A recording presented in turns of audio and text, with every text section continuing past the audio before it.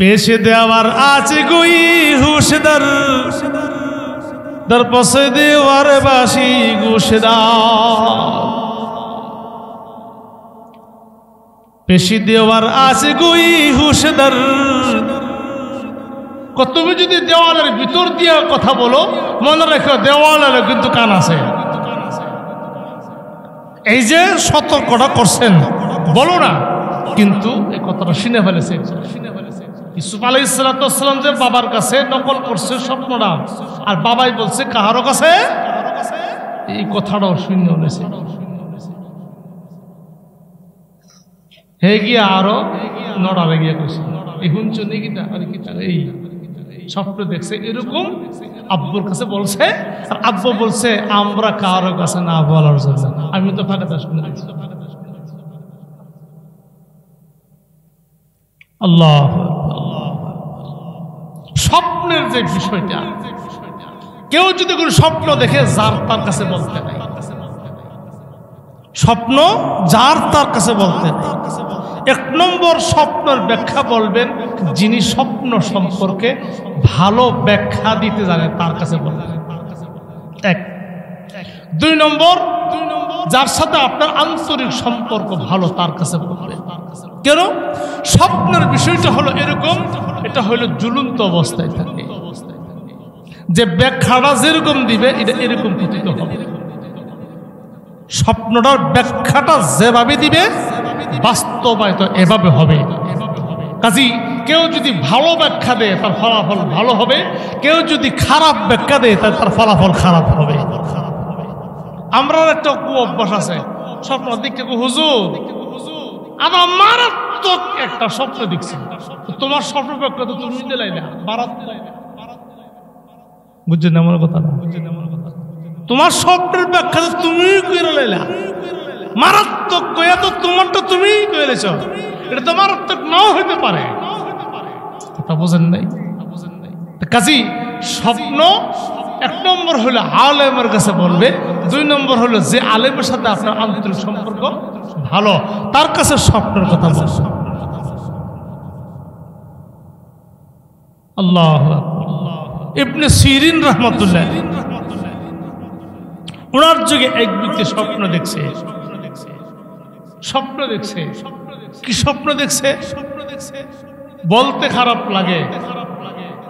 স্বপ্ন দেখছে কোরআন শরীফের মধ্যে পেশাব করতেছে। শুনতে খারাপ দেখা যায় না, বলতেও তো খারাপ লাগে। আর এই কথাটা, এই স্বপ্নটা আমি দেখলে হুজুর কাছে, হুজুর মারাত্মক একটা স্বপ্ন দেখছি, আজা এই স্বপ্ন। ওই লোকটা যায় বলতেছে হুজুর এই স্বপ্ন দেখছি। উনি আর মারাত্মক কইছে না, তো ব্যাখ্যা কি? তিনি বলেন ব্যাখ্যা, তুমি যে স্বপ্ন দেখছো কোরআন শরীফে পেশাব করতেছো, আজকে রাত্রে কি স্ত্রীর সাথে মেলামেশা করছো? হ্যাঁ করছি। আজকের এই মেলামেশার দ্বারাই যে সন্তানটা হবে, এই সন্তানটা 30 পারা কোরআনের হাফেজ হবে। দেখছে কি ব্যাখ্যা হয়েছে কি? দেখছে কি আর ব্যাখ্যা হয়েছে কি? এই জন্য যে কোনো স্বপ্ন দেখলে যার তার কাছে বলতে নেই। এক নম্বর হলো আলেম, দুই নম্বর হলো যিনি আপনার সাথে আন্তরিক সম্পর্ক, তার সাথে আপনি এই স্বপ্নের কথা বলবেন। ইন্নী রাআইতু আহাদা আশারা কাওকাবা والشمس والقمر رأيتهم لي ساجدين قال يا بني لا تقصص رؤياك على إخوتك فيكيدوا لك كيدا إن الشيطان للإنسان عدو শয়তান তো মানুষের প্রকাশ্য শত্রু, বলেন ঠিক কিনা? আর শয়তান যখন শত্রু, আর শয়তান তো আপনার আমার পিছনে লেগেই আছে। কাজে তোমার ভাইদেরকে এটা জানাবে না, এরা যদি জানতে পারে তোমার বিরুদ্ধে হারা অনেক রকমের ষড়যন্ত্র, অনেক ষড়যন্ত্র পাকাবে, অনেক ষড়যন্ত্র এরা গুছিয়ে আনবে। কাদি বলতে পারবো না। এরপরে ইয়াকুব আলাইহিস সালাম আরো কিছু তথ্য তার ছেলে ইউসুফকে দিলেন। ওয়াকাযালিকা ইয়াজতাবিকা রাব্বুকা ওয়া ইউআল্লিমুকা মিন তা'বীরিল আহাদিস ওয়া ইউতিম্মু নি'মাতাহু আলাইকা ওয়া আলা আলি ইয়াকুব কামা আতাম্মা আলা আবাওয়াইকা মিন ক্বাবলু ইব্রাহিম ওয়া ইসহাক ইন্না রাব্বাকা আলিমুন হাকীম। ইয়াকুব আলাইহিস সালাম বললেন, আল্লাহ তাআলা তোমাকে নির্বাচিত করেছেন। সুবহানাল্লাহ। আল্লাহ কি করছে? তোমাকে নির্বাচিত করেছেন। 2 নম্বর, স্বপ্নের ব্যাখ্যাদাতা আল্লাহ তোমাকে বানিয়েছেন। যে কোনো স্বপ্ন দেখে তোমার কাছে বললে তুমি তার সঠিক ব্যাখ্যা দিতে পারবে, এই জিনিসটা আল্লাহ তোমার শিক্ষা দিয়েছেন। সুবহানাল্লাহ বলতেন না? ওয়া ইউআল্লিমুকা মিন তা'বীরিল আহাদিস, আল্লাহ তোমাকে স্বপ্নের ব্যাখ্যা কিভাবে দিবে এটার স্বয়ং নিজে আল্লাহ তোমাকে শিক্ষা দিবে। আল্লাহ শিক্ষা দিবে তোমাকে। 3, ওয়া ইউতিম্মু নি'মাতাহু আলাইক, নবুয়তের নিয়ামত আল্লাহ তোমাকে দান করবে। নবুয়তের নিয়ামত আল্লাহ তোমাকে দান করবে। যেমন ভাবে তোমার পিতা ইয়াকুবকে দিয়েছেন, তার বংশধর, তার আবহাওয়াই, অর্থাৎ তোমার পূর্বে যেমন ইব্রাহিম নবীরে নবুয়ত দিয়েছিলেন, তোমার দাদা ইসহাককে দিয়েছিল, তোমার পিতা ইয়াকুবকে দিয়েছেন, এমনইভাবে আল্লাহ তোমাকে নবুয়তের নিয়ামত আল্লাহ দান করবে।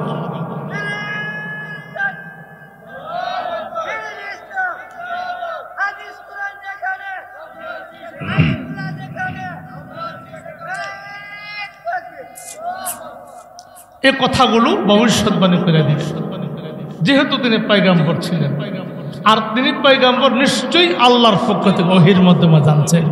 এই কথা বলবে না, 3টা কথার তিনি ভবিষ্যৎবাণী করেছেন। এর অর্থ তিনি আলিমুল গায়েব না, তিনি পয়গম্বর, আর পয়গম্বরের কাছে আল্লাহর পক্ষ থেকে কি আসে? ওহী আসে। কথা বলেন ঠিক কিনা? এই জন্য ওহীর মাধ্যমে হয়তো জানছেন, যার কারণে তিনি বলতে পারছেন ওয়াকাযালিকা ইয়াজতাবিকা রাব্বুক ওয়া ইউআল্লিমুকা মিন তা'বীরিল আহাদিস। 2, এরপরে ওয়া ইউতিম্মু নি'মাতাহু আলাইক ওয়া আলা আলি ইয়াকুব কামা আতাম্মাহা আলা আবাওয়াইকা মিন ক্বাবলু ইব্রাহিম ওয়া ইসহাক ইন্না রাব্বাকা আলিমুন হাকীম। আল্লাহ তাআলা এখন বলেন, ইউসুফ আলাইহিস সালাম তার ভাইয়ের সাথে ঘটনা ঘটলো, এটা কঠিন একটা ঘটনা। আর এই সূরাটা নাযিল করে উদ্দেশ্যটা কি? নাযিলের উদ্দেশ্য হইল আমার আপনার নবীকে আল্লাহ তাআলা সান্ত্বনা দেওয়া। সুবহানাল্লাহ বলতেন না? 2 নম্বর, সবরের প্রশিক্ষণ দেওয়া।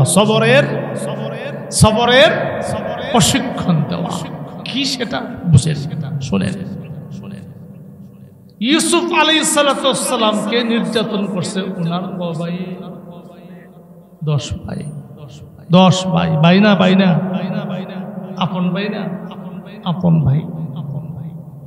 কিরকম কষ্ট দিয়েছে, কি কষ্ট দিয়েছে? বাবার কাছ থেকে ছলায়া, বাবার কাছ থেকে বিভিন্ন রকমের চাল চতুরি করে খুশে নিয়া, এরপরে দূরে নিয়া, আগে কুয়াত পালাইছে তো পরে, এর আগে তো ওনাকে মারছে, কিল কুনি ঘুষি লাত্তি সব চলছে। এক ভাই যখন লাথি মারে আরেক ভাইয়ের কাছে যা, ভাই আমার বাচ্চা, হের কাছে গেলে হেজুর করে আর লাথি মারে, যে আরেকটার কাছে যা, এইভাবে 10 ভাইয়ের কাছে ঘুরছে। কেউ তাকে একটু আশ্রয় দেয়নি, আঘাত করেছে, নির্যাতন করেছে, এরপরে তাকে অলঙ্গ করে ফেলেছে। অলঙ্গ কইরা এরপরে হাত দুটো বাঁধছে রশির মধ্যে বাইন্ধা এরপরে তাকে কুয়ার মধ্যে নিক্ষেপ করেছে, কুয়াতে নিক্ষেপ করেছে। এত কষ্টের ভিতরেও কোনো ভাইয়ের জন্য বদদোয়া করে নাই, কোনো ভাইয়ের জন্য বদদোয়া করে নাই। আমার নবীকে শিক্ষা দিয়েছেন আপনজনই তো কষ্ট দেয়, আপনজনই কষ্ট দেয়। দেখুন আপন ভাইয়েরা কষ্ট দিয়েছে, এরপরও ইউসুফ আলাইহিস সালাম ভাইদের বিরুদ্ধে পদক্ষেপ নেন নাই, ভাইদের বিরুদ্ধে বদদোয়া করেন নাই। কাজে আপনার আপনজন কুরাইশ বংশের লোকেরা, আপনার চাচা আবুল হাব, আপনার চাচা আবু জাহাল, এরা আপনাকে রন্ধ্রে রন্ধ্রে কষ্ট দিবে। ইউসুফ আলাইহিস সালাম ইতিপূর্বে যেইভাবে ধৈর্য ধারণ করেছিলেন, আপনিও এইভাবে ধৈর্য ধারণ করবেন। সবরের প্রশিক্ষণ দিয়েছে। 2 নম্বর, কষ্টটা আপনজন থেকেই পাওয়া যায় বেশি। যেমন ইউসুফ আলাইহিস সালাম ভাইরা কষ্ট দিয়েছেন, আপনারও দূরের মানুষ বেশি কষ্ট দিলে আপনার আপনজনরাই দিবে, গোষ্ঠী পাড়াদারের লোকেরাই দিবে। কাজে আপনি কি করবেন? ধৈর্য ধারণ করবেন। 2 নম্বর, ইউসুফ আলাইহিস সালাম প্রতিশোধ নেন নাই, ক্ষমা করে দিয়েছেন, ক্ষমা করে দিয়েছেন, আপনিও তাদেরকে ক্ষমা করে দিবেন।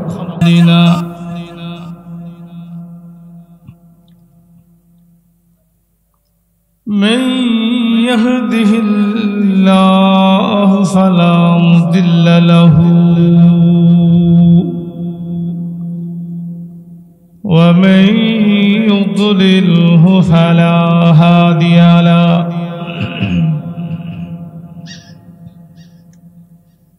ونشهد أن لا إله إلا الله وحده لا شريك له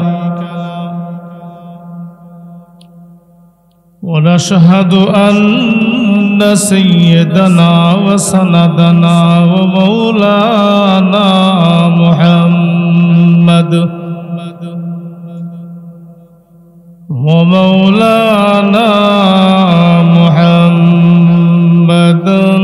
عبده ورسوله الذي أرسل إلى الناس كافة بشيرا ونذيرا وداعيا إلى الله بإذنه وسراجا منيرا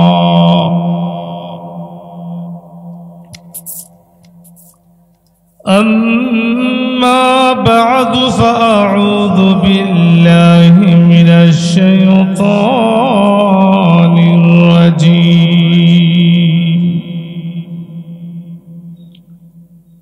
بسم الله الرحمن الرحيم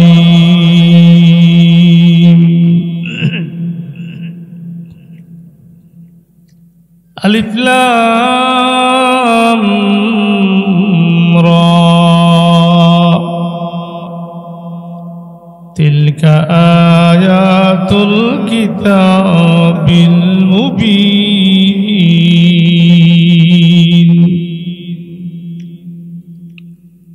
إنا أنزلناه قرآنا عربيا لعلكم تعقلون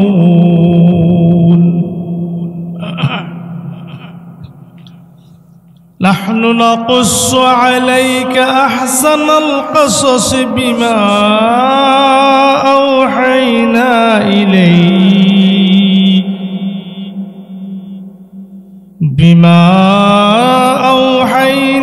إليك هذا القرآن وإن كنت من قبله لمن الغافلين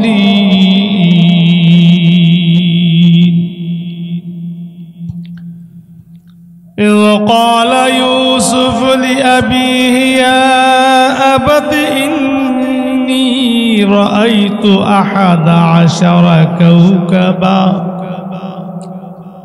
والشمس والقمر رأيتهم لي ساجدين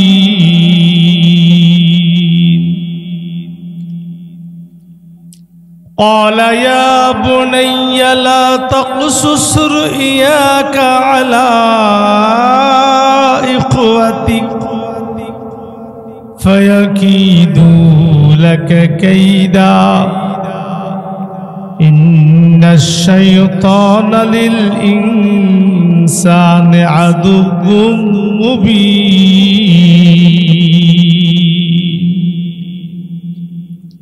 صدق الله العظيم اللهم صل على محمد وعلى آل محمد كما صليت على إبراهيم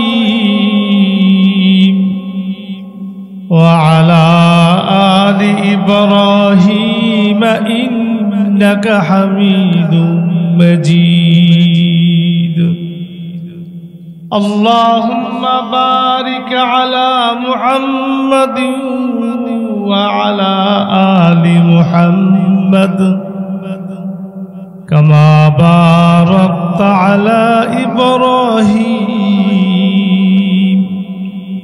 وعلى آل إبراهيم إنك حميد مجيد بلغ العلا بكماله كشف الدجى بجماله حسنت جميع خصاله صلوا عليه وآله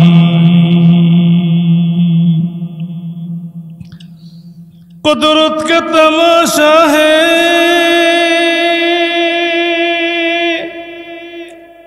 مدینہ کی گلی میں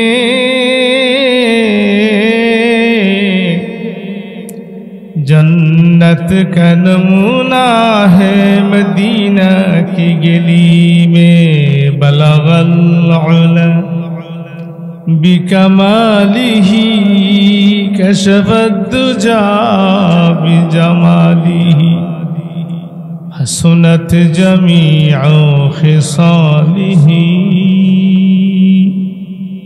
सल्लु अलैहि वालिही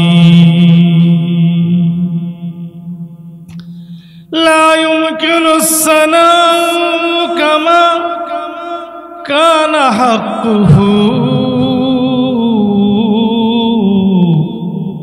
بعد الخدا بزرگ توی قصہ مختصری بلغ العلا بكماله كشف الدجى بجماله حسنت جميع خصاله صلوا عليه وآله رب صل وسلم وبارك عليه لا إله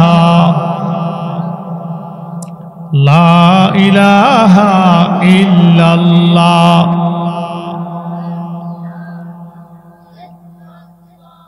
لا إله إلا الله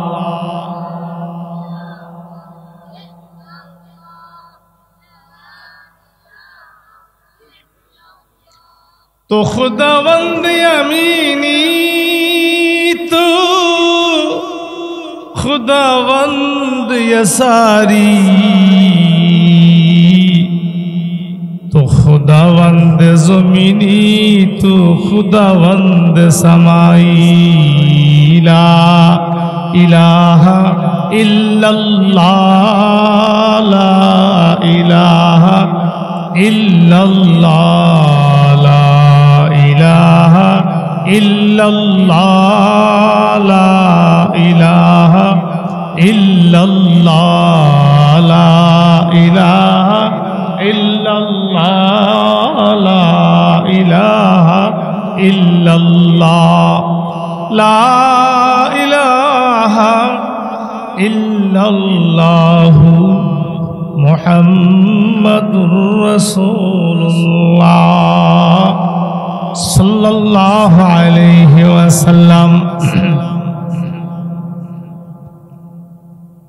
দানসার একতা যুব সমাজের উদ্যোগে আয়োজিত 3 দিন ব্যাপী পবিত্র কোরআন তাফসীর মাহফিলের আজ প্রথম দিনে সম্মানিত হযরত উলামায়ে কেরাম, বেরাদারান ইসলাম,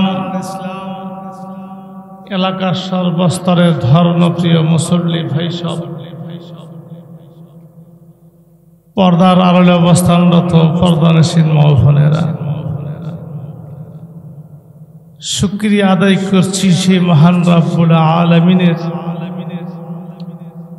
যিনি আপনাকে আমাকে কবুল করে, মহব্বত করে, পছন্দ করে, দিনের কিছু কথা জানবার জন্য, বুঝবার জন্য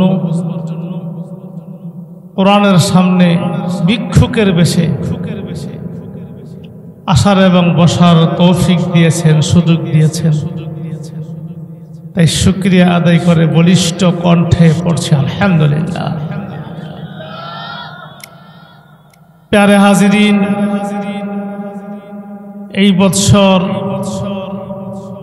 তাফসীর কমিটির পক্ষ থেকে আমাকে একটা বিশেষ সাবজেক্ট দিয়েছেন আলোচনা করার জন্য।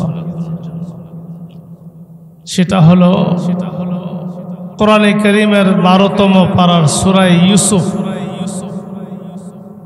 সূরা ইউসুফ তেলাওয়াত করে আলোচনা করার জন্য আমাকে নির্দেশ দিয়েছেন। তাই আমি সূরা ইউসুফ থেকে কিছু আয়াত তেলাওয়াত করছি। আজকে যতটুকু সময় সম্ভব হয়তো আলোচনা করব, এরপরও সামনে আরো 2 দিন আছে, চেষ্টা করব তার কিছু আলোকপাত আপনাদের সামনে করার জন্য। কোরআনে কারীমের মধ্যে সবিস্তারিত দীর্ঘ আলোচনা শুধু ইউসুফ আলাইহিস সালাম আলোচনা করেছেন। এটা একাধিক কোন পারাতে উল্লেখ করেন নাই। যেমন ভাবে হযরত মুসা আলাইহিস সালামের আলোচনা কোরআনে কারীমের বহু জায়গায় আসছে। ইব্রাহিম আলাইহিস সালামের আলোচনা, নূহ আলাইহিস সালামের আলোচনা কোরআনে কারীমের একাধিক জায়গায় আসছে, কিন্তু ইউসুফ আলাইহিস সালামের আলোচনা কোরআনের একাধিক কোনো জায়গাতে আসে নাই, শুধু এক জায়গাতেই আলোচনা আছে। এটারও কারণ উল্লেখ করেছেন মুফাসসিরুনে কেরাম। তো এই জন্য সূরা ইউসুফের কিছু আয়াত তেলাওয়াত করছি তাফসীর কমিটির মন রক্ষার্থে। তাফসীর কমিটির মন রক্ষার্থে এই সূরার আয়াত তেলাওয়াত করছি। যতটুকু সম্ভব ইনশাল্লাহ আলোচনা করব। আবার যদি থেকে যায় ইনশাল্লাহ বেঁচে থাকলে আবার আগামী বছর হবে ইনশাল্লাহ, সমস্যা নাই। বাকি এই সূরাটা আল্লাহ পাক কখন নাযিল করছিলেন, কি কারণে নাযিল করছেন, এই বিষয়টা আগে একটু আলোচনা করি। কোরআনে কারীমের মধ্যে তার অনেকগুলি তাফসীরের কিতাবে অনেকগুলো কারণ উল্লেখ করেছেন। এর একটা কারণ উল্লেখ করেছেন হলো কোরআন যখন রাসূলের কাছে অবতরণ হইতে লাগলো, নাযিল হইতে লাগলো, তো ইহুদিরা মক্কার কাফেরদেরকে বলতেছেন, তোমাদের সমাজে, তোমাদের গোষ্ঠী বারাদার থেকে, তোমাদের এই বংশ থেকে যিনি রাসূলের দাবি করছেন, নবুয়তের দাবি করছেন, তিনি নবী, ওনাকে প্রশ্ন করো, ওনাকে প্রশ্ন করো, বনি ইসরাইল সম্প্রদায় সিরিয়া থেকে মিশর কেন গেল? এরা ছিল সিরিয়ায়, সিরিয়া থেকে এরা ভ্রমণ করে সফর করে মিশর গেল। 2 নম্বর প্রশ্ন করবেন ইউসুফ আলাইহিস সালামের জীবন বৃত্তান্ত বলার জন্য। ইউসুফ আলাইহিস সালামের জীবন বৃত্তান্ত, তার ঘটনাবলী যদি সঠিক উত্তর দিতে পারে বাস্তব তিনি নবী হবে, তার মধ্যে কোনো সন্দেহ নেই। আর যদি সঠিক উত্তর না দিতে পারে তাহলে আমরা বুঝবো উনি সঠিক। ইহুদিরা এই প্রশ্ন শিখাই দিয়েছেন কাফেরদের। এরা যে কাফেরদেরকে এই প্রশ্নগুলি শিখাই দিল, ইহুদিরা জানলো কোথায়? বনি ইসরাইল সম্প্রদায় ইয়াকুব আলাইহিস সালামের বংশধর সিরিয়া থেকে মিশর গেলেন। এর সঙ্গে ইয়াকুব আলাইহিস সালামের ছেলে ইউসুফ আলাইহিস সালামের ঘটনা, এই সমস্ত কথাবার্তা, এই সমস্ত ঘটনা বিবরণ ইহুদিরা কি করে জানল? বিষয়টা হইল ইয়াকুব আলাইহিস সালাম তথা তার বংশধর বনি ইসরাইল, এরা যে সিরিয়া থেকে মিশরে ভ্রমণ করেছেন, কি কারণে করেছেন, কখন করেছেন? হযরত ইউসুফ আলাইহিস সালামের ঘটনা সবকিছুর বিবরণ, যেমন আমার নবীর সকল বিবরণ তাওরাতে ইনজিলে আছে, ঠিক তেমনি ভাবে বনি ইসরাইলের সিরিয়া থেকে ভ্রমণ করে মিশরে যাওয়া এবং হযরত ইউসুফ আলাইহিস সালামের ঘটনাবলী সবকিছুর বিবরণ ইঙ্গিত দেওয়া আছে তাওরাতেও ইনজিলেও। আর ইহুদিরা তো তাওরাতেরও আলেম এদের মধ্যে আছে, তারপরে ইনজিলের আলেমও এদের মধ্যে আছে। এরা জানতো বিষয়টা, এই জন্য কাফেরদের কাছে যাইয়া প্রশ্ন শিখিয়ে দিয়েছেন, এইভাবে প্রশ্ন করো, যদি সঠিক উত্তর দিতে পারে তাহলে তিনি সঠিক পয়গম্বর হবে, উত্তর দিতে না পারলে তিনি পয়গম্বর হবে না। এই লোক প্রশ্ন রাসূলকে প্রশ্ন করেছেন। তো নবী আলাইহিস সালাম তো আল্লাহর পক্ষ থেকে যতক্ষণ পর্যন্ত ওহী না আসে, আল্লাহর পক্ষ থেকে যতক্ষণ পর্যন্ত কোনো সিদ্ধান্ত না আসে ততক্ষণ পর্যন্ত নিজের মন মতো করে কোনো সিদ্ধান্ত শোনাইতেন না। প্রশ্ন করেছেন, রাসূল পাক সাল্লাল্লাহু আলাইহি ওয়াসাল্লাম অপেক্ষা করতেছেন সিদ্ধান্ত কোত্থেকে আসবে, আল্লাহর পক্ষ থেকে আসবে, অপেক্ষায় আছে। এরা যে প্রশ্ন করেছেন, এই প্রশ্নের উত্তর দিয়ে আল্লাহ পাক এই সূরা ইউসুফ নামক এই সূরাটা নাযিল করে উত্তর দিয়ে দিয়েছেন। রাসূল নিজের থেকে উত্তর দেন নাই। ওয়ামা ইয়ানতিকু আনিল হাওয়া ইন হুয়া ইল্লা ওয়াহয়ুন ইউহা। কোরআন বলেছেন মুহাম্মদ সাল্লাল্লাহু আলাইহি ওয়াসাল্লাম যতক্ষণ পর্যন্ত আল্লাহর পক্ষ থেকে জিবরাইলের মারফতে কোনো সিদ্ধান্ত আসে না, যতক্ষণ পর্যন্ত আল্লাহ তাআলা সমস্যার সমাধান জিবরাইলের মাধ্যমে পৌঁছায় না, ততক্ষণ পর্যন্ত আমার নবীর মুখ খোলে না। সুবহানাল্লাহ বলবেন না? যখনই আল্লাহর পক্ষ থেকে সিদ্ধান্ত আসছে তখনই রাসূল মুখ খুলেছে।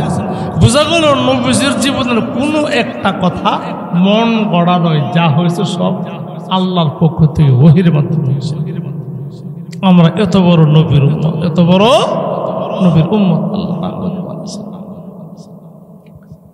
তো আল্লাহ তাআলা এই সূরা নাযিল করে তার জবাব দিয়েছেন। প্যারে হাজিরিন, হযরত ইব্রাহিম আলাইহিস সালাম বড় পয়গম্বর ছিলেন। একটু গোড়ার থেকে কথাটা তাই না আসলে আমরা বুঝবেন না।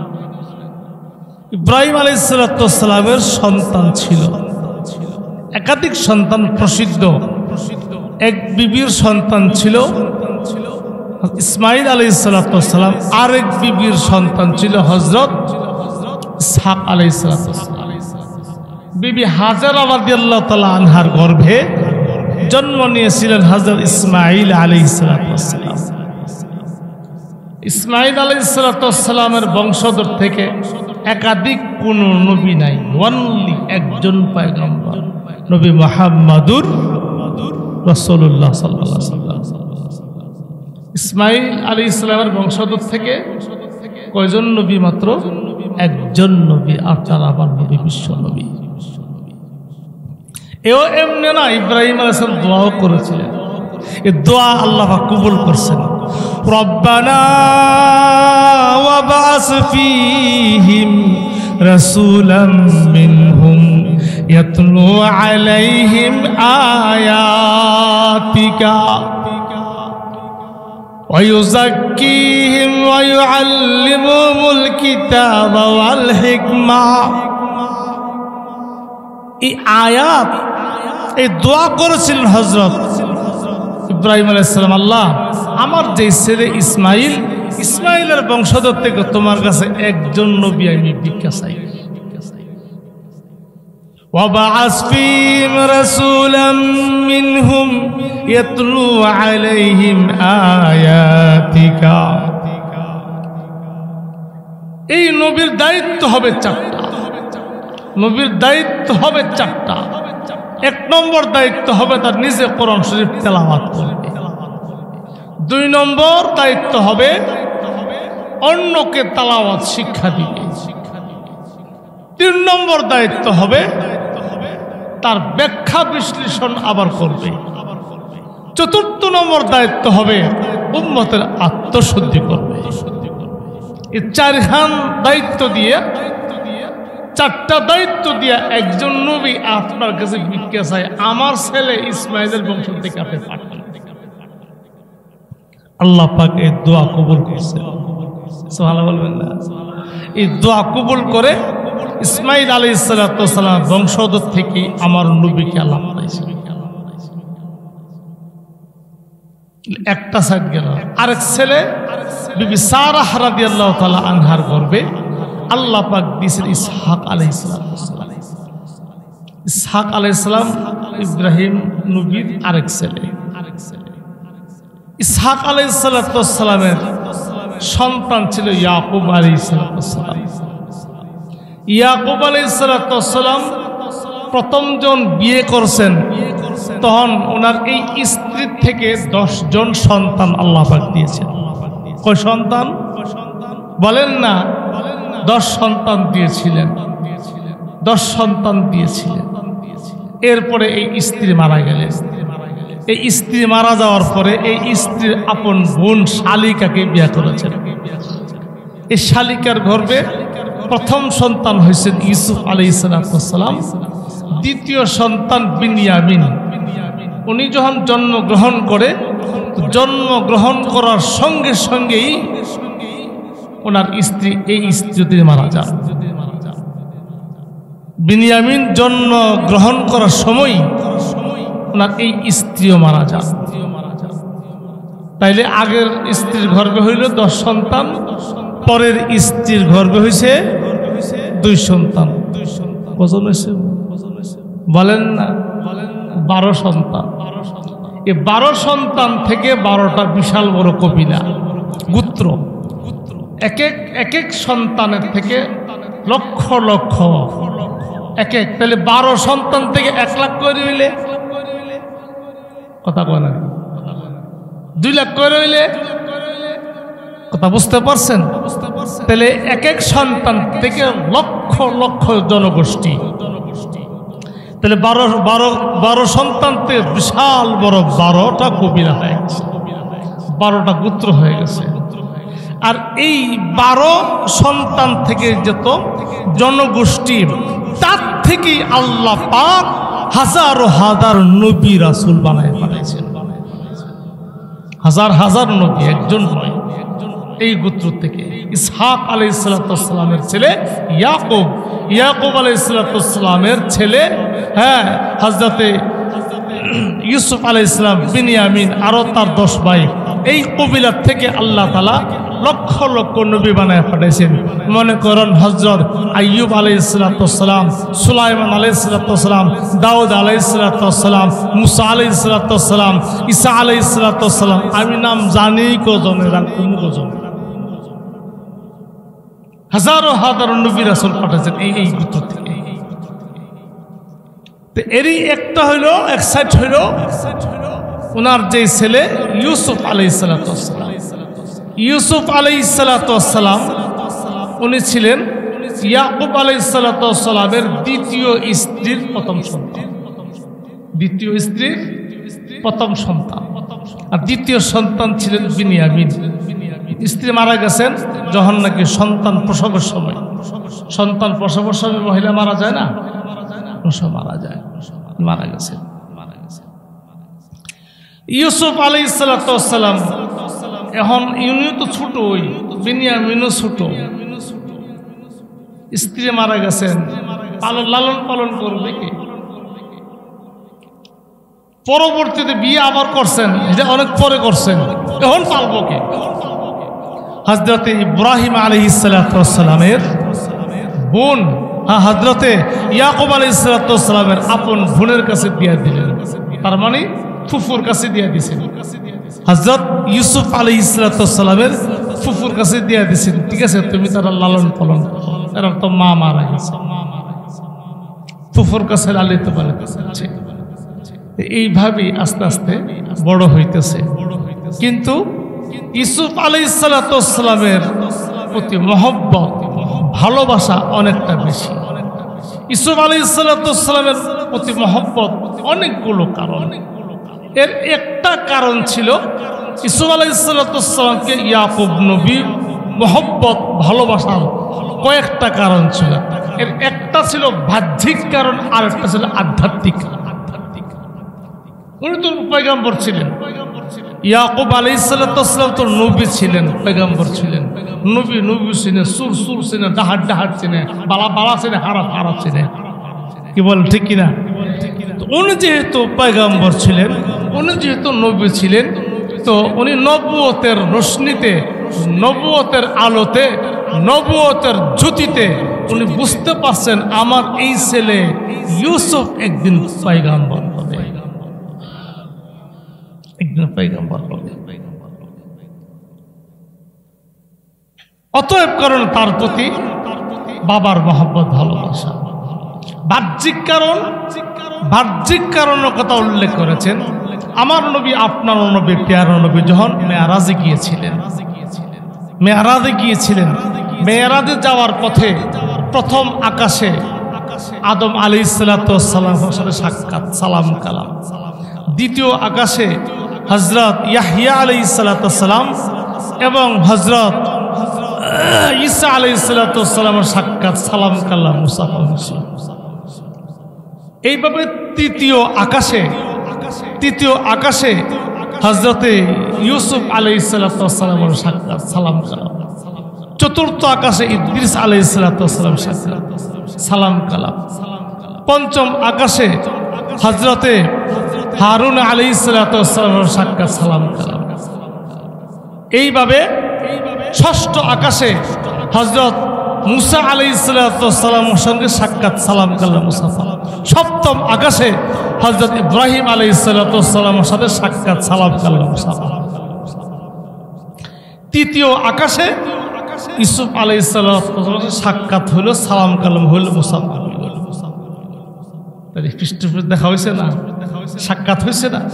সাক্ষাৎ হওয়ার পরে রাসূল মেরাজ করে যখন আসলেন, তখন বলেন যে এই নবীদের সঙ্গে এই আকাশে সাক্ষাৎ, সালাম কালাম। এরই মধ্যে তৃতীয় আকাশে হযরত ইউসুফ আলাইহিস সালামের সাথে আমার সাক্ষাৎ হয়েছে। দেখার পর দেখলাম যে আল্লাহ ওনারে কি এরকম সুন্দর করে বানাইছেন।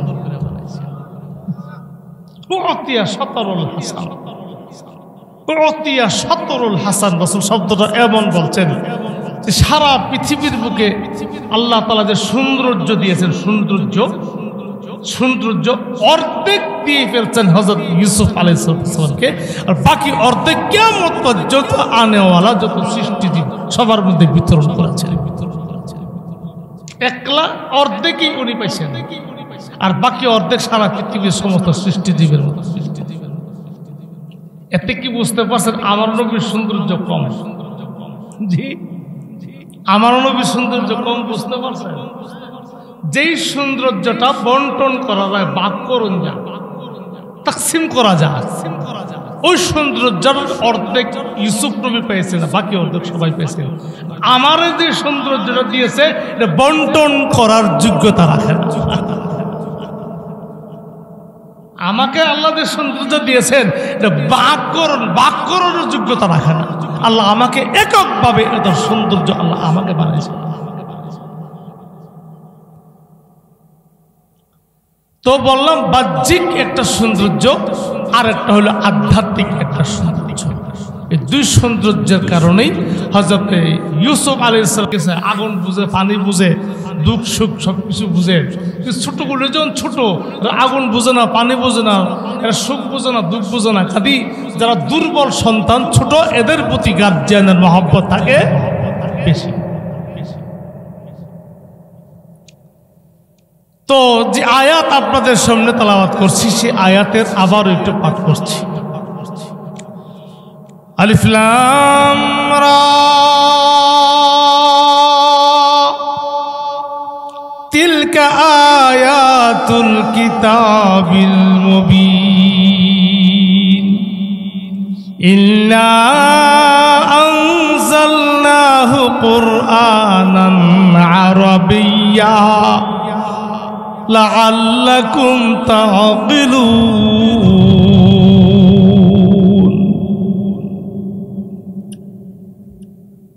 এই সূরা নাযিল করতেই প্রথমেই শব্দ দিয়া সূচনা করছে। আলিফ লাম রা, আলিফ লাম রা শব্দ দিয়া সূচনা করছে। এটা কিছু নাস্তিক মুরতাদ বেঈমানের জবাব দিয়েছেন আল্লাহ তাআলা। কিছু নাস্তিক মুরতাদ বেঈমানরা বলে যা বুঝি না তা মানি না, বুঝবার চেষ্টা করে। এই জন্য কোরআনে কারীম প্রথমেও আলিফ লাম মিম যালিকাল কিতাবু লা রাইবা ফীহি শব্দ দিয়া শুরু করছেন। শব্দ আল্লাহ তাআলা বিক্ষিপ্ত শব্দ দিয়ে, হরফে মুকাত্তাআত, বিক্ষিপ্ত শব্দ দিয়ে আল্লাহ পাক সূচনা করেছেন। যারা বলে যা বুঝি না মানি না, আল্লাহ তাআলা চ্যালেঞ্জ করছেন। আমি শুরু করলাম আলিফ লাম মিম, কি বুঝছো তখন? আলিফ লাম রা কি বুঝছো বলো? হামিম কি বুঝছো বলো? তাসিন কি বুঝছো বলো? ইয়াসিন কি বুঝতে পারছো বলো? কোরআনে কারীমের অনেক সূরার মধ্যে এরকম বিক্ষিপ্ত শব্দ দিয়ে সূচনা করেছেন ওই জবাব দেওয়ার জন্য, ওই সমস্ত নাস্তিক মুরতাদের জবাব দেওয়ার জন্য। সেজন্য কোনোদিন এই কথা বলে না যা বুঝি না তা মানি না। তুমি কি বুঝতে পারছো? কোরআনে কারীম বুঝলেও সব, না বুঝলেও সব, পড়লেই সব। কথা বলে ঠিক কিনা? নিউ ফিতনা, নিউ ফিতনা আমাদের সমাজের নিউ আরেকটা ফিতনা আসছে। তিনি বলেন কোরআনে কারীম বুঝা পড়তে হবে। যদি কেউ বুঝে না তাইলে ওয়াজিব তরক করলে যেমন কবিরা গুনাহ, কোরআন পড়ন এরকম কবিরা গুনাহ। নাউজুবিল্লাহ বলেন। কোরআন যদি কেউ, কত বড় গরম ফতোয়া দেখছেন নি, গরম ফতোয়া, কোরআন যদি কেউ না বুঝা পড়ে তাহলে ওয়াজিব তরক করলে যেরকম কবিরা গুনাহ হবে, কোরআন শরীফ না বুঝা পড়লে এরকম কবিরা গুনাহ হবে। আপনারা কি সবাই কোরআন বুঝেন? আপনাদের ঘরে যে মা বোনরা আছে, আরে কি কোরআন বুঝে? অথচ মা বোনরা নিয়মিত কোরআন খতম করতেছে। রমজান আসলে তো কত খতম করে হিসাব নেই, কথা বলে না। রমজান আসলে কোরআন খতম করে কিনা মা বোনেরা? এরা কি বুঝা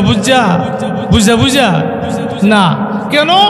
হাদিসের মধ্যে আসছে, রাসূল পাক বলেছেন, মান কারাল কুরআন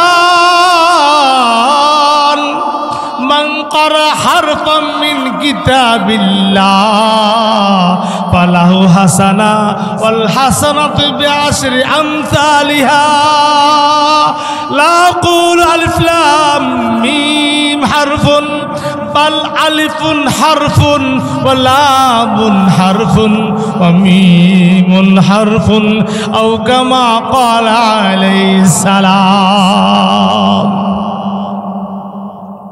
আপনারা আবার নবী, প্যারা নবী বলেন, কেউ যদি কোরআন শরীফের একটা অক্ষর যদি পড়ে আল্লাহ একটা নেক দিব, এই নেকটারে 10 গুণ বাড়ায় সব দিব। পরিষ্কার, একটা হরফ পড়লে কটা নেক পামু? 10টা। জোরে বলেন না, কয়টা পামু? আমি বলছি কথাটা, কে বলছেন? নবী আলাইহিস সালাতু ওয়াস সালাম বলছেন, নিজের থেকে বলছেন না, আল্লাহ থেকে হুকুম পেয়ে বলছেন। বলতে গেলে আল্লাহ তাআলাই বলে দিয়েছেন, আপনি জানাই দেন উম্মতেরে, কোরআনে কারীমের কোনো একটা অক্ষর যদি কেউ তেলাওয়াত করে তাকে প্রত্যেকটা অক্ষরের বিনিময়ে 10টা করে নেক দেওয়া হবে। হাদিস। এখন যদি কেউ বলে কোরআনে কারীম না বুঝা পড়লে ওয়াজিব তরক করার গুনাহ হবে, এটা তো তুই মন গড়া কথা বলছ, হাদিসের উল্টা। হাদিসে আসছে বুঝা পড়লে সব, না বুঝা পড়লেও। আর সে বলতেছে না বুঝা পড়লে বলে ওয়াজিব তরক করলে যেমন কবিরা গুনাহ, কোরআন শরীফ পড়লে এরকম কবিরা গুনাহ।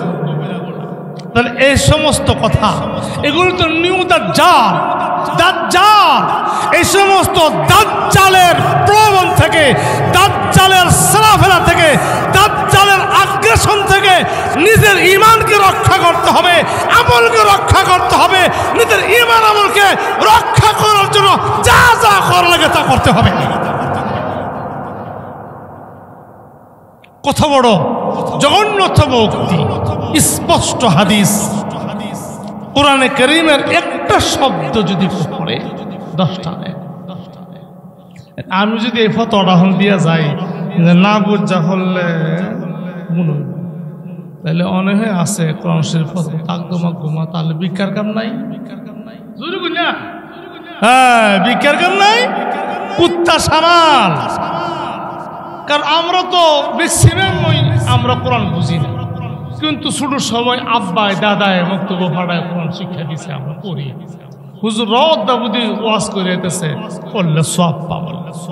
ওহন যে গরম ফতোয়া দিছে, ফতোয়াটা কাটা দিছে করে দেন, ফতোয়াটা কাটা দিতে করে দেন। আবার নি চুলখানি আরম্ভ। হ্যাঁ, আপনার চুলখানি আরম্ভ বলে আমার কিছু করার নাই। আপনার চুলখানি হলে আমার কোনো কিছু করার নাই। এই মিস্টার চাঁদ সাহেব, মৌলভী চাঁদ সাহেব, ইন্ডিয়া নিজামুদ্দিন বসে বসে উম্মতকে ইফতারাক করেছে, ঈমান আমল ধ্বংস করে দিয়েছে। সে হইল ইহুদি নাসারাদের এজেন্ডা বাস্তবায়ন করার জন্য আদাজল খেয়ে লেগে গেছে। এলেম না থাকলে যেটা, কত সুন্দর হাদিস।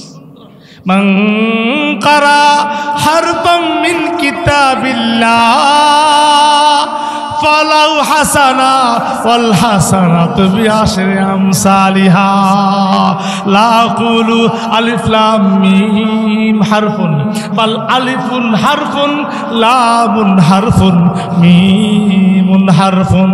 মুফাসসিরিনে কেরাম বলেন, তুমি যদি কোরআনে কারীমের এই আলিফ লাম মিম যদি তুমি তেলাওয়াত করো, তোমার আমলনামায় 30টা নেক চলে গেছে। আমি সাত সাহেবের অনুসারীদেরকে বলি, সাত সাহেব সহ কোরআন শরীফ না বুঝা পড়লে যদি কবিরা গুনাহ হয়, তো তোরে আমি কইতাছি আলিফ লাম মিম কিতাব, আলিফ লাম মিম তুমি কি বুঝতে পারছো? হা মিম কি বুঝছো বলো? তাসিন মিম কি বুঝছো বলো? ইয়াসিন কি বুঝছো বলো? তাহা কি বুঝছো বলো, আলিফ লাম রা কি বুঝছো বলো। এগুলো তো বুঝবার ক্ষমতা আমাদের নেই। তাহলে তুমি যে বললা না বুঝা পড়লে ওয়াজিব তরক করার গুনাহ হবে, তাহলে এই যে আমি কয়েকটা বললাম এটি কি বুঝছো তুমি বলো। ফতোয়া দেওয়ার আগে ডাইনে ভাবে দেওয়া লাগে, ফতোয়াটা কার হয়ে পড়ে, কি বলেন ঠিক কিনা?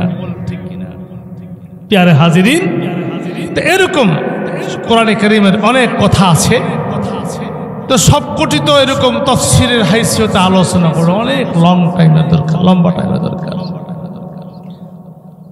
এই আয়াতের দ্বিতীয় আয়াতে বলছেন আমি কোরআনকে নাযিল করছি আরবি ভাষায়। কোন ভাষায় নাযিল করছি বলেন তো? আরবি ভাষায় নাযিল করছি। আরবি ভাষায় আমি কোরআনকে নাযিল করেছি। কেন? লাআল্লাকুম তাআকিলুন।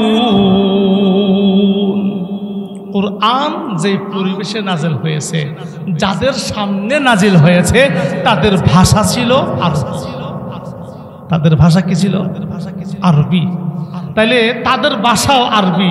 আমি যদি কোরআন শরীফ ইংরেজিতে নাজিল করি তারা কি বুঝতো? আমি যদি কোরআন বাংলাতে নাজিল করতাম তারা কি বুঝতো?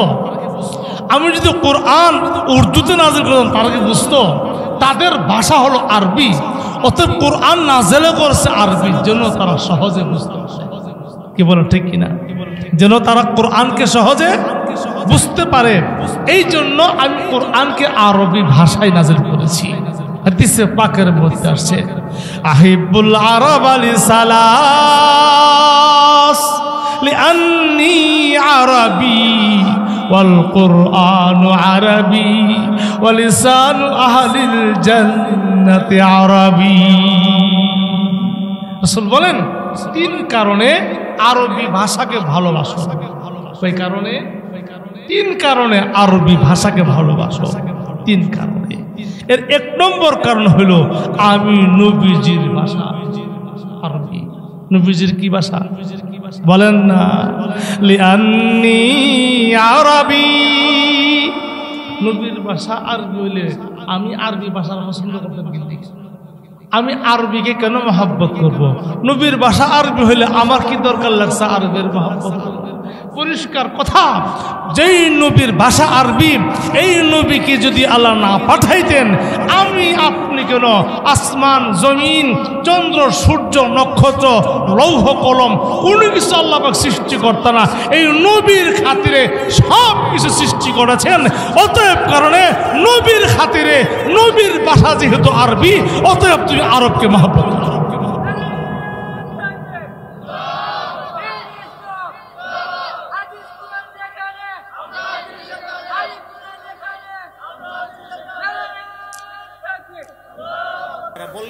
হিব্বুল আরব লিসালাস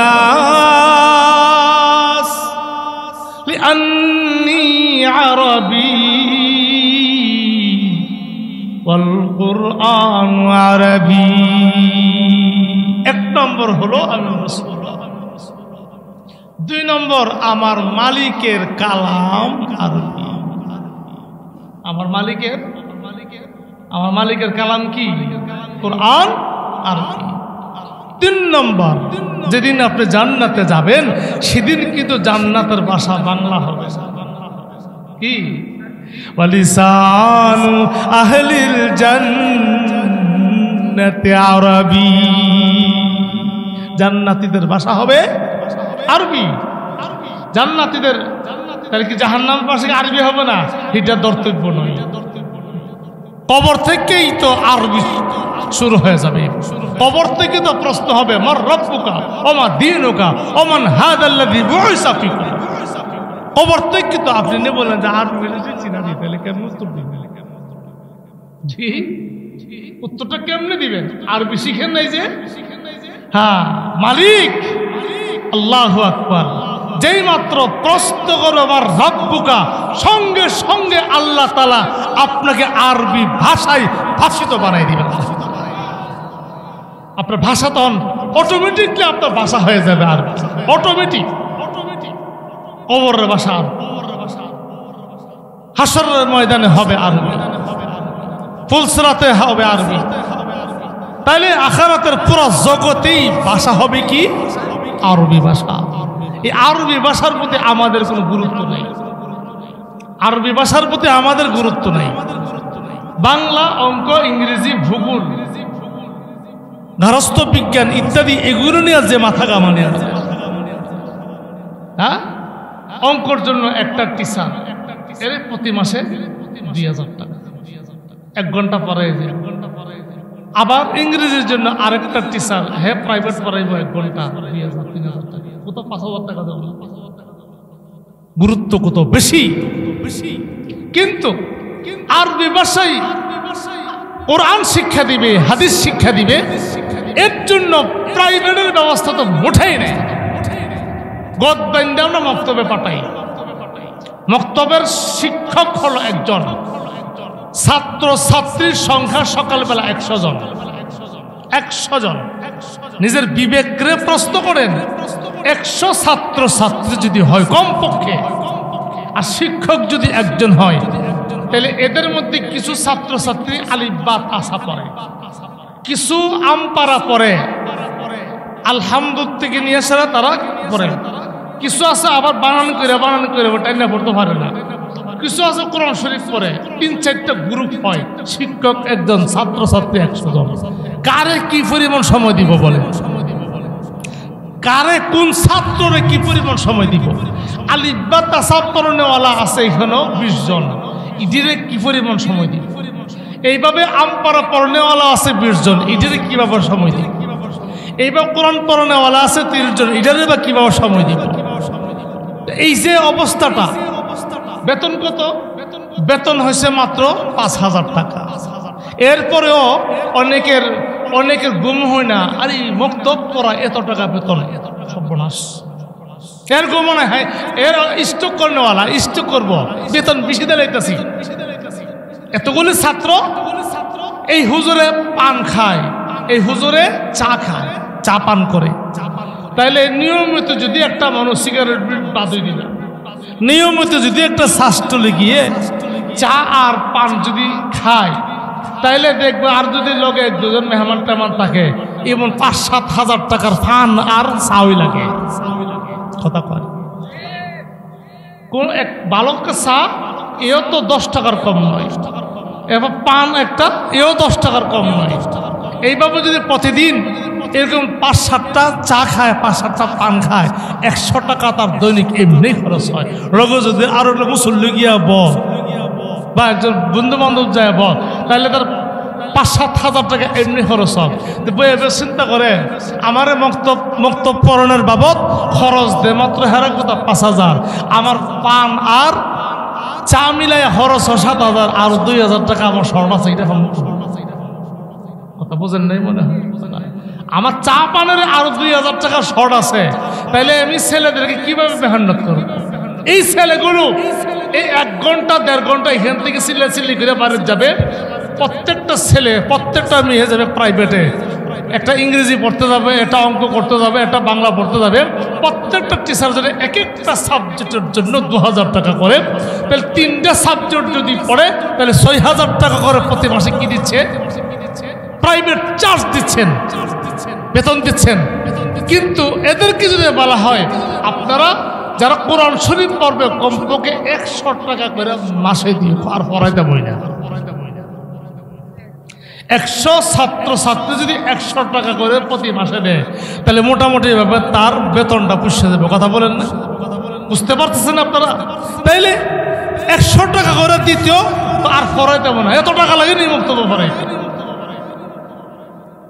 তাহলে আরবি পড়ার প্রতি আমাদের এত দুর্বলতা, কোরআন পড়ার বেলায় এত দুর্বলতা।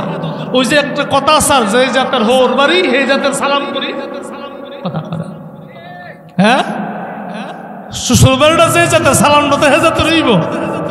তো ওনার তো হিসাব করতেছে বইয়া বিয়া, আমার চা পান সব মিলিয়ে জিলা লাগে 7000, 5000 আর 2000 টাকার শর্ট। এই হিসাব করেই তো পড়াইব, মন দিয়ে পড়াইবে না তো। যার কারণে কি হচ্ছে, যার কারণে সঠিকভাবে কোরআন তেলাওয়াত হচ্ছে না, সঠিকভাবে দোয়া দুরূদ হচ্ছে না, সঠিকভাবে নামাজ শিক্ষা হচ্ছে না। সঠিক কেন? আমাদের তো গুরুত্ব নাই, আমরা গুরুত্ব দিচ্ছি না কোরআন শরীফ পড়ার প্রতি। আদা মাদা কোনো রকম যদি পড়ায়, দেখা যাবে যে একটা সূরার পিছনে একটা সূরা যদি তেলাওয়াত করে 10টা 12টা করে হরফের উচ্চারণ হচ্ছে না, তাজবিদ সুন্দর করে আদায় হচ্ছে না, লম্বা বাড়ি হচ্ছে না, হরফের উচ্চারণ হচ্ছে না, গুন্না এজহার ইখফা কলব ইত্যাদি আদায় হচ্ছে না। তাইলে এমন তেলাওয়াতই করতেছে, সওয়াবের জায়গা আরো উল্টা গুনাহ হইতে আছে। কি বলেন ঠিক কিনা? এই জন্য এই এলাকাতে যারা আমার আওয়াজ যাদের করোনা কহরা যাচ্ছে, অনুরোধ করব অন্তত মক্তবগুলির ভিতরে আপনারা গুরুত্ব দেন। এরপরে গ্রাজুয়েট বানান, প্রাইম মিনিস্টার বানান, প্রধানমন্ত্রী বানান, সচিবালয়ের চাকরিজীবী বানান, এমপি মন্ত্রী বানান, আমার কোনো আপত্তি নাই। অন্তত পক্ষে জীবনের প্রথমে তাকে কোরআন শিক্ষাটা সুন্দর করে দেন, কোরআন শিক্ষা সুন্দর করে হোক। আল্লাহু আকবার। দেখেন সকালবেলা যদি উঠে একটু পেঁয়াজ কামড় দিয়ে পেঁয়াজ খাইছেন, চাবাইয়া সকালবেলা কি খাইছেন? পেঁয়াজ, পেঁয়াজ বুঝেন, পেঁয়াজ বা রসুন খাইছেন। এরপরে সারাদিন কুরমা, পোলাও, বিরিয়ানি অনেক কিছু খাইছেন। যদি একটু ডেকোর আসে, কিসের ডেকোরটা আসবে? কুরমা, পোলাও, বিরিয়ানির আসবে? কিসের আসবে? কোন পেঁয়াজ? সকালবেলা যে পেঁয়াজ খাইছিলেন, বুঝুন না আপনারা? সকালবেলা যে আপনি পেঁয়াজ চাবাইয়া খাইছিলেন, ওই ডেকোর দিলে ওইটার গ্রান্টটাই আপনার গন্ধটাই মুখ থেকে বের হবে। ঠিক জীবনের প্রথমে, জীবনের সকালে যদি কোরআন সহিশুদ্ধ করে যদি পড়াই দিতে পারেন, কোরআন যদি সহিশুদ্ধ করে পড়াই দিতে পারেন, এর পিছনে 500 টাকা খরচ হলেও গুরুত্ব দিয়ে যদি পড়াই দিতে পারেন, এরপরে সে এমপি হোক, মন্ত্রী হোক, সচিবালয়ের চাকরি করুক, পুলিশ হোক, ডিসি হোক, এসপি হোক, যাই হোক, কিন্তু তার জীবনের শেষ মুহূর্তে কোরআনে কারিমের সহি তেলাওয়াতের ডেকোর আসবে, কোরআনে কারিমের সহিশুদ্ধ তেলাওয়াতের ডেকোর আসবে। আর তখন সে অন্তর দিয়া দোয়া করবে, আর যাই হোক বা না হোক, অন্তত আমার মাতা পিতা আমাকে কোরআন শরীফটা সহিশুদ্ধ করে। আমি তো কয়েকবারই গেছি মক্কায়, কয়েকবারই গেছি। অনেক সময় ওই বিশেষ করে এয়ারপোর্টে নামাজের টাইম হয়েছে, এই পুলিশ দাঁড়াই গেছে, মাগরিবের নামাজ, এশার নামাজ, আমাদের ফ্লাইট সময় লেগে যাবো, নামাজের জায়গা তো আছে। দেখি যে পুলিশ এসে ডাইরেক্ট চলে গেছে ইমামতি, অন্য রাজারা তারাও দাঁড়াইছে, আমিও দাঁড়াইছি, কোনো কোনো পুলিশের তো দাঁড়িয়েও আছে। আমি মনে মনে করি পুলিশ বেটার ফেসার হয়েছি, তাদের বেশিরভাগ ঘুষ খাওয়াই না, আল্লাহ না জানে কি তাই এসে আবার কই যে সৌদি আরব ফেরিতে আছে। যাই হোক, তেলাওয়াত যেন তার কেমন হবে, তার তেলাওয়াত শুনলে নিজের কাছ নিজের দীক্ষা দিই, তার মতন তেলাওয়াত শুনতে তো আমারও মনে হয় না। এরকম কয়েকবারই হয়েছে পুলিশের পিছনে নামাজ পড়ছে, পুলিশ ওই নাকি দারগাও আনসার হারা বুঝে এদের পিছনে নামাজ পড়ছি। দেখলাম যে কোরআন তেলাওয়াত এত সুন্দর, তাহলে কোরআন তেলাওয়াত সুন্দর করে পুলিশগিরি করতে বাধা আছে? বলেন, এসপিগিরি করতে বাধা আছে? হ্যাঁ, রজব তাইব ওই যে তুরস্কের যে প্রধানমন্ত্রী, ওনার তেলাওয়াত শুনতে তো অবাক হয়ে যাবেন, এত সুন্দর তেলাওয়াত। ফিলিস্তিনের যে প্রধান ছিলেন, তার তেলাওয়াত অনেক মজার, শুনতেই মনে চায়। প্রধানমন্ত্রী সে তার প্রধানমন্ত্রী বাধা পড়ছে। কাজী অনুরোধ করব, যেখানেই আপনার সন্তানগুলো বক্তব্য পড়ে একটু খোঁজখবর নিয়ে ভালো করে, যেন প্রয়োজনে একজন শিক্ষকের জায়গা 2জন শিক্ষক রাখেন। প্রত্যেকটা ছেলে মাসে যদি 100 টাকা করে দেয়, 100 ছাত্রলে 10,000 টাকা এমনি আসবে। 2জন শিক্ষক অনায়াসে বাড়াতে পারবেন, 200 টাকা করে 20,000 টাকা আসবে। তাইলে তাদের এই খরচটা দিয়ে 2জন শিক্ষক রাখলে বাস কতদিন লাগে কোরআন শরীফ শুদ্ধ করে পড়বে, এরপর তার কর্মজীবনের দিকে সে এগিয়ে যাবে। এই জন্য কোরআন তেলাওয়াতের দিকে এগিয়ে যাওয়া। ইন্না আনজালনাহু কুরআনান আরাবিয়্যা লাআল্লাকুম তাআকিলুন। এরপরে সামনে চলে, নাহনু নাকুসু আলাইকা আহসানাল কাসাসি বিমা আওহাইনা ইলাইকা হাদাল কুরআন ওয়া ইন কুনতা মিন ক্বাবলিহি লামিনাল গাফিলিন। একটা আয়াতের ভিতরে অনেক কথা যেগুলি বলা সম্ভব নয়। এখানে মোড়া কয়েকটা কথা, চিকুন কথারই বাদ।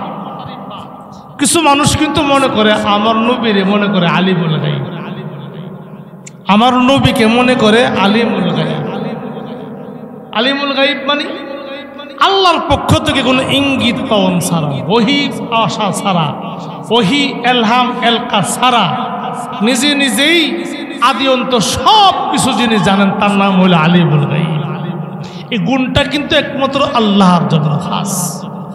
আলিমুল গায়ব, আল্লাহ সব কিছু জানেন। হাজার কোটি বছর পরে কি হবে না হবে সেটাও আল্লাহ জানে। যে আল্লাহর কাছে কি এলহাম আইছে, এলকা আইছে, জিব্রাইলকে এসে বলে গেছে, কাজী আমার আল্লাহ হলেন আলিমুল গায়ব। কি বলেন? আল্লাহ কি বলেন তো? আল্লাহ হল আলিমুল গায়ব। এই গুণে কেউ গুণান্বিত হতে পারবে না।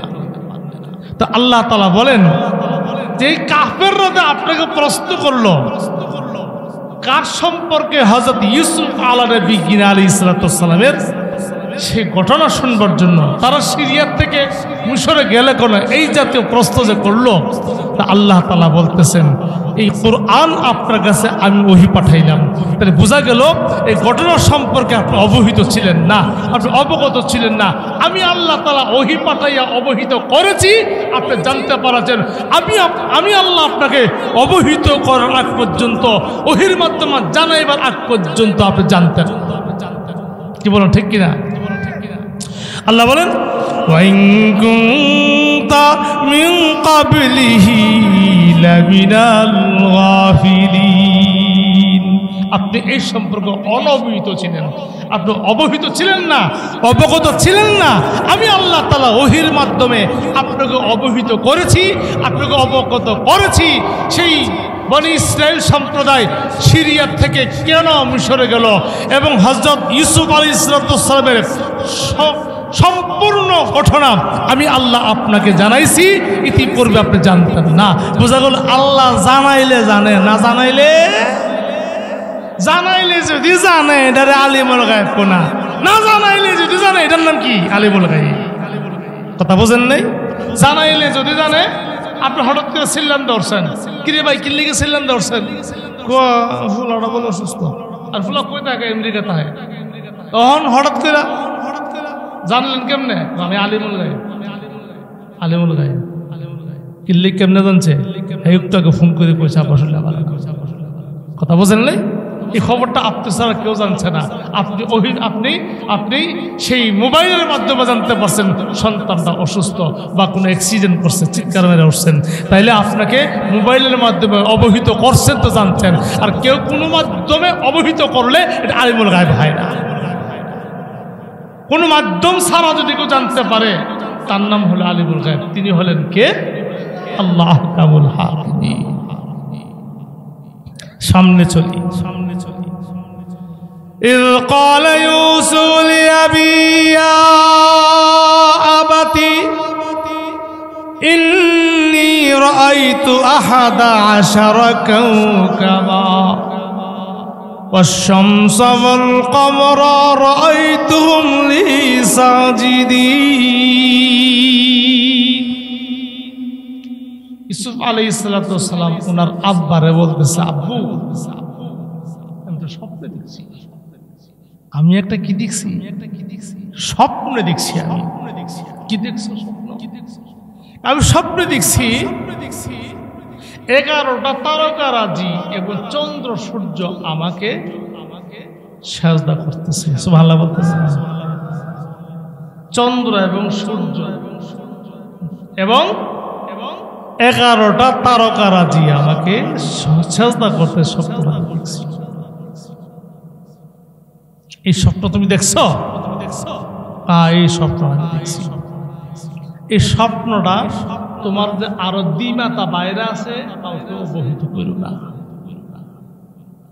দ্বিমাতা ভাইরা যে আছে এদেরকে বলবা না। এই স্বপ্নের কি ব্যাখ্যা আমি পিতা যেমন জানি আমার ভাইরাও জানে। কথা বোঝেন না? সিপাही का घोड़ा ज्यादा नहीं तो थोड़ा थोड़ा। আরে আমি পিতা ইয়াকুব যেরকম নবী হওয়ার কারণে স্বপ্নের ব্যাখ্যা জানি, আমি ইয়াকুব নবীর সন্তান হিসাবে তারাও স্বপ্নের ব্যাখ্যা আমার বেশ জানে। কাজী এই ব্যাখ্যাটা যখন এরা জানে বুঝে, কাজী এরা তোমার বিরুদ্ধে ষড়যন্ত্র লেগে পড়বে, তোমার বিরুদ্ধে কঠিন থেকে কঠিন ষড়যন্ত্র করবে। আর এই কঠিন থেকে কঠিন ষড়যন্ত্র পাকায়া দেওয়ার জন্য মিস্টার শয়তান প্রস্তুত।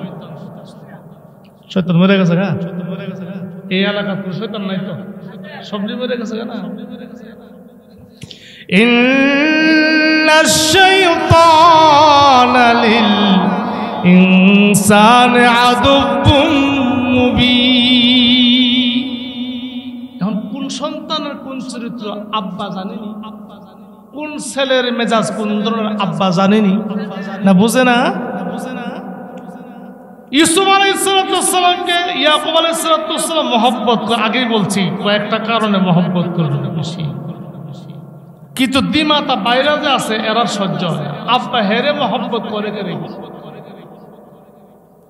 এরা কেন বেশি মহব্বত করে? এই জন্য এদের সহ্য হইতো না। কথা বুঝেন নাই? কাজী সতর্ক করছেন এই স্বপ্নটা কিন্তু ভাইদের কাছে বলবে না।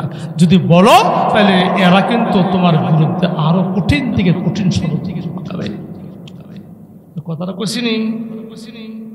শুনে লাইছে তারটা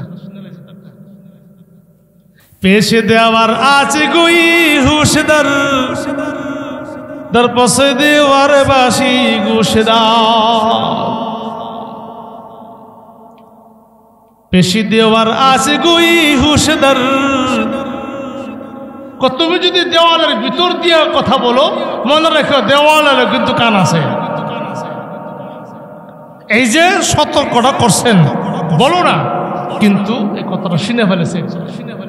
ইউসুফ আলাইহিসসালাম যে বাবার কাছে নকল করছে স্বপ্নটা, আর বাবাই বলছে কাহারও কাছে, এই কথাটাও শূন্য হয়েছে।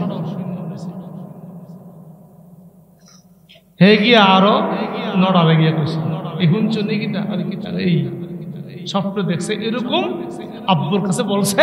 আর আব্বু বলছে আমরা কারো কাছে না বলার জন্য। আমি তো ফাঁকাটা শুনে দিচ্ছি। আল্লাহ স্বপ্নের যে বিষয়টা, কেউ যদি কোনো স্বপ্ন দেখে যার তার কাছে বলতে নাই, স্বপ্ন যার তার কাছে বলতে নাই। এক নম্বর স্বপ্নের ব্যাখ্যা বলবেন যিনি স্বপ্ন সম্পর্কে ভালো ব্যাখ্যা দিতে জানে তার কাছে বলবেন। এক। দুই নম্বর যার সাথে আপনার আন্তরিক সম্পর্ক ভালো তার কাছে বলবেন। কেন? স্বপ্নের বিষয়টা হলো এরকম, এটা হলো ঝুলন্ত অবস্থায় থাকে, যে ব্যাখ্যাটা যেরকম দিবে এটা এরকম পতিত হবে। স্বপ্নটার ব্যাখ্যাটা যেভাবে দিবে বাস্তবায়িত এভাবে হবে। কাজী কেউ যদি ভালো ব্যাখ্যা দেয় তার ফলাফল ভালো হবে, কেউ যদি খারাপ ব্যাখ্যা দেয় তার ফলাফল খারাপ হবে।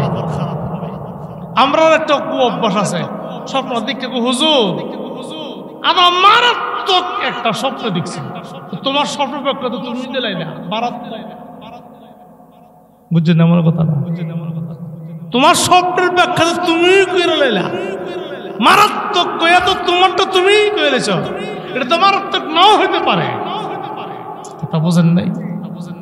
কাজী স্বপ্ন এক নম্বর হলো আলেমের কাছে বলবে, দুই নম্বর হলো যে আলেমের সাথে আপনার আন্তরিক সম্পর্ক ভালো তার কাছে স্বপ্নের কথা বলবে। আল্লাহ ইবনে সিরিন রাহমাতুল্লাহ ওনার যুগে এক ব্যক্তি স্বপ্ন দেখছে। কি স্বপ্ন দেখছে বলতে খারাপ লাগে। স্বপ্ন দেখছে কোরআন শরীফের মধ্যে পেশাব করতেছে। শুনতে খারাপ দেখা যায় না, বলতেও তো খারাপ লাগে। আর এই কথাটা, এই স্বপ্নটা আমি দেখলে হুজুর কাছে, হুজুর মারাত্মক একটা স্বপ্ন দেখছি, আজা এই স্বপ্ন। ওই লোকটা যায় বলতেছে, হুজুর এই স্বপ্ন দেখছি। উনি আর মারাত্মক কইছে না, তো ব্যাখ্যা কি? তিনি বলেন, ব্যাখ্যা, তুমি যে স্বপ্ন দেখছো কোরআন শরীফে পেশাব করতেছো, আজকে রাত্রে কি স্ত্রীর সাথে মেলামেশা করছো? হ্যাঁ করছি। আজকের এই মেলামেশার দ্বারাই যে সন্তানটা হবে, এই সন্তানটা 30 পারা কোরআনের হাফেজ হবে। দেখছে কি? ব্যাখ্যা হয়েছে কি? দেখছে কি আর ব্যাখ্যা হয়েছে কি? এই জন্য যে কোনো স্বপ্ন দেখলে যার তার কাছে বলতে নেই। 1 নম্বর হলো আলেম, 2 নম্বর হলো যিনি আপনার সাথে আন্তরিক সম্পর্ক, তার সাথে আপনি এই স্বপ্নের কথা বলবেন। ইন্নী রাআইতু 11 কাওকাবা والشمس والقمر رأيتهم لي ساجدين قال يا بني لا تقصص رؤياك على إخوتك فيكيدوا لك كيدا إن الشيطان للإنسان عدو শয়তান তো মানুষের প্রকাশ্য শত্রু, বলেন ঠিক কিনা? আর শয়তান যখন শত্রু, আর শয়তান তো আপনার আমার পিছনে লেগেই আছে, কাজে তোমার ভাইদেরকে এটা জানাবে না। এরা যদি জানতে পারে তোমার বিরুদ্ধে হারা অনেক রকমের ষড়যন্ত্র, অনেক ষড়যন্ত্র পাকাবে, অনেক ষড়যন্ত্র এরা গুছিয়ে আনবে। কাজে অবৈধ না।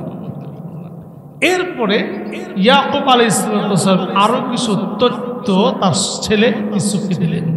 ওয়াকাযালিকা ইয়াজতাবিকা রাব্বুকা ওয়া ইউআল্লিমুকা মিন তা'বীরিল আহাদিস ওয়া ইউতিম্মু নি'মাতাহু আলাইকা ওয়া আলা আলি ইয়াকুব কামা আতাম্মা আলা আবাওয়াইকা মিন ক্বাবলু ইব্রাহিম ওয়া ইসহাক ইন্না রাব্বাকা আলীমুন হাকীম।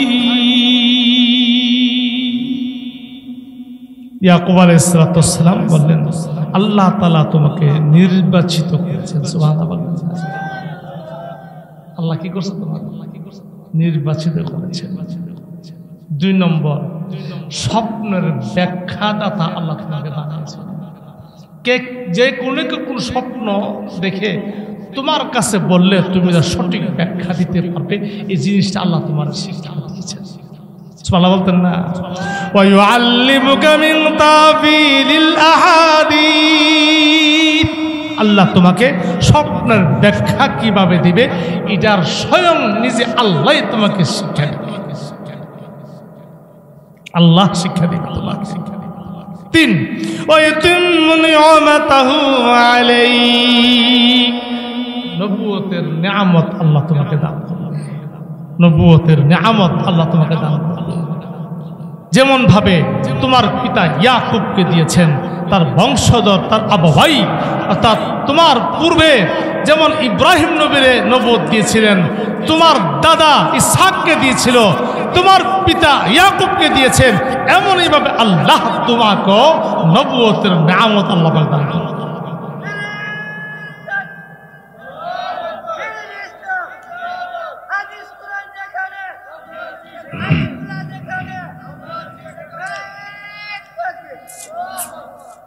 এই কথাগুলো ভবিষ্যৎবাণী করে দিলেন, যেহেতু তিনি পয়গম্বর ছিলেন।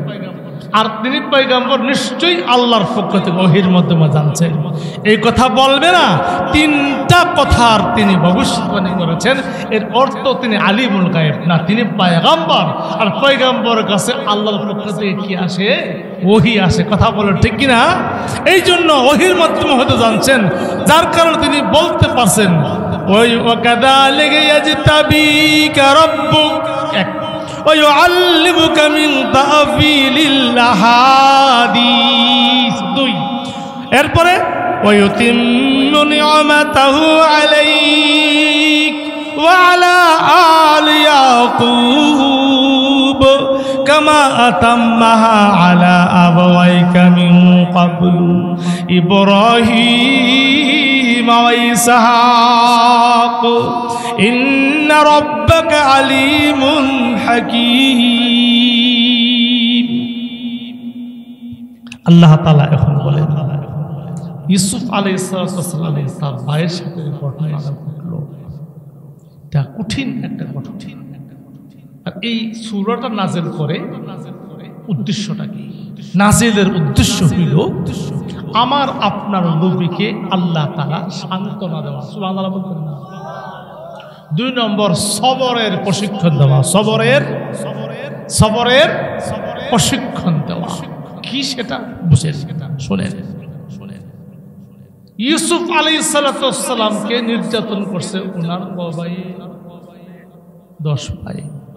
10 ভাই ভাই না আপন ভাই কিরকম কষ্ট দিয়েছে কি কষ্ট দিয়েছে বাবার কাছ থেকে ছলায়া বাবার কাছ থেকে বিভিন্ন রকমের চালচতুরি করে খুশে নিয়া এরপরে দূরে নিয়া আগে কুয়াত পালাইছে তো পরে এর আগে তো ওনাকে মারছে কিল কুনি ঘুষি লাত্তি সব চলছে এক ভাই যখন লাথি মারে আরেক ভাইয়ের কাছে যা ভাই আমার বাচ্চা হের কাছে গেলে হেজুর করে আর লাথি মারে যে আরেকটার কাছে যা এইভাবে 10 ভাইয়ের কাছে ঘুরছে কেউ তাকে একটু আশ্রয় দেয়নি আঘাত করেছে নির্যাতন করেছে এরপরে তাকে অলঙ্গ করে ফেলেছে অলঙ্গ কইরা এরপরে হাত দুটে বাঁধছে বাইন্ধা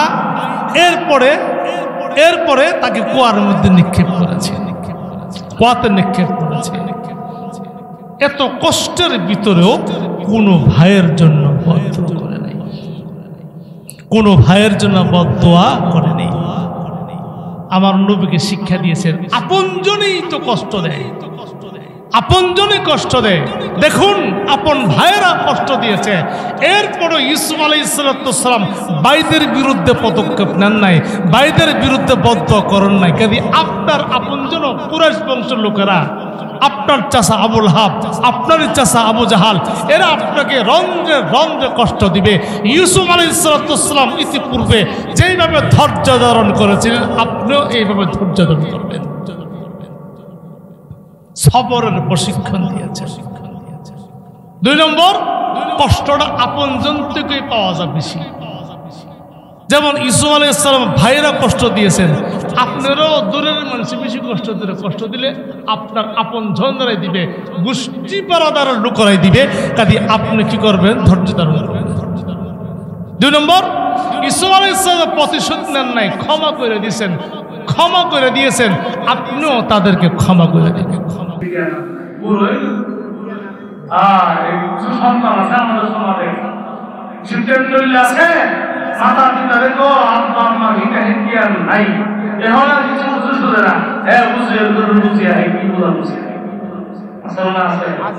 আম্মা আব্বাকে প্রাকৃতিকতায় পয়সা গেলে কোনো রকম মূল্যায়ন করতে চায় না কোনো রকম দাম করতে চায় না বরঞ্চ বিভিন্ন রকমের কথাবার্তে তাদের কষ্ট আর নির্যাতনের শিকার কি বলেন আম্মা আব্বার অন্তরে কষ্ট যাবে এই কথা ঠিকই বলেছেন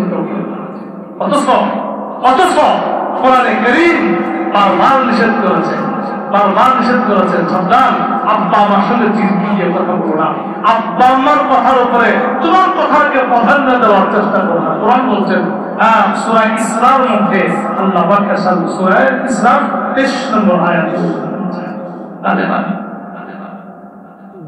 وَقَضَى رَبُّكَ أَلَّا تَعْبُدُوا إِلَّا إِيَّاهُ وَبِالْوَالِدَيْنِ إِحْسَانًا إِمَّا يَبْلُغَنَّ عِندَكَ الْكِبَرَ أَحَدُهُمَا أَوْ كِلَاهُمَا فَلَا تَقُل لَّهُمَا أُفٍّ وَلَا تَنْهَرْهُمَا وَقُل لَّهُمَا قَوْلًا كريما واخفض لهما جناح الذل من الرحمة وقل رب ارحمهما كما ربياني صغيرا পৃথিবীর কোন পিতার সন্তান পৃথিবীর কোন পিতার সন্তানের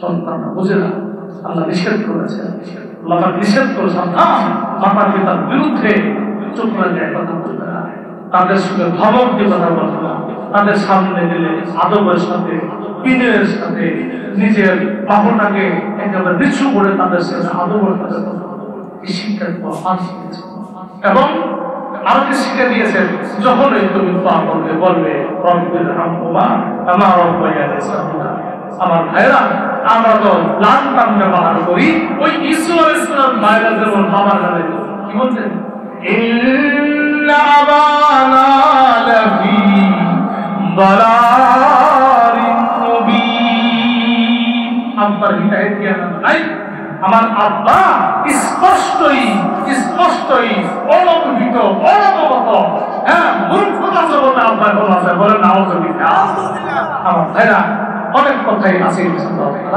আপনার আমাদের মাহফিল একটা আছে এখানে যাবেন আজকে এখানে ইনশাআল্লাহ দোয়া করে দিচ্ছি যারা মনে আছে যাবেন আর যদি না যেতে চান দোকান ভাড়া 8-10 টাকা দিয়ে যদি খায়া থাকেন তো সোজা ঘুমাই দিবেন না খায়া থাকলে খাইয়ে ঘুমাবেন তাহাজ্জুদের নিয়ত করে শুয়ে দেবেন তাহাজ্জুদ পড়লেও সব না পড়লেও সব বুঝলেন যদি আপনি এশার নামাজ জামাতের সাথে পড়ছেন এশার নামাজ জামাতের সাথে পড়ছেন আর ফজর যদি জামাতের সাথে পড়তে পারেন সারা রাত্রি নফল নামাজ পড়ার সব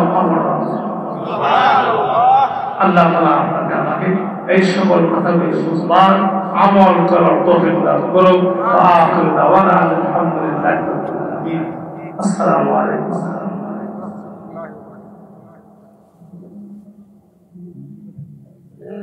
আস্তাগফিরুল্লাহ লা হাওলা ওয়ালা কুওয়াতা ইল্লা বিল্লাহিল আলিয়্যিল আযীম আপনি 4 মাস আগে আমাকে আপনি শুধু নিয়ত করে সেটা কাজ লাগাই দিবেন হয়তো জানেন না খবর রাখতে হবে না এখানে তো তাফসীর হয় এটা সবাই জানে এত অহংকার কেন কেসরালি ঘুরে দিলে আসল কি জানা এ মহানবী কি জানা হবে যা আপনাদের তাফসীরটা তো হয় আমরা জানি দেখিয়া যে কেসরালি ঘুরে দিলে অহংকার অহংকারের বিচার চলে গেলে হতে বলছিলাম আর এখন 2 ঘন্টা পাওয়া উচিত মুক্ত নিয়মিত কথা রাখতে হবে জিজ্ঞাসা করলে আপনাদের এটা বেশি ভয় লাগলে